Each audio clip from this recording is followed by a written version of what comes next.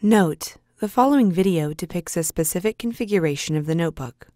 The same removal and replacement procedures apply to all configurations of the notebook.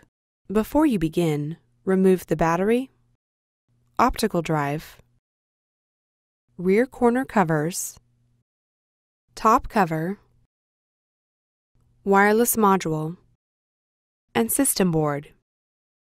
Removal.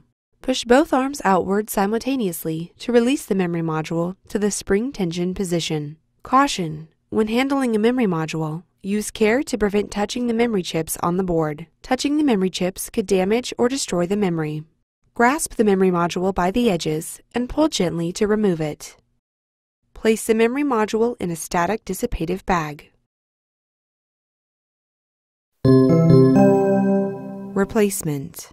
Grasp the memory module by the edges and remove it from the static dissipative bag.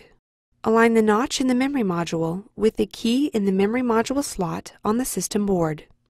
At an angle, gently insert the memory module into its slot on the system board. Caution: when handling a memory module, use care to prevent touching the memory chips on the board. Touching the memory chips could damage or destroy the memory. Press the memory module down to latch the arms.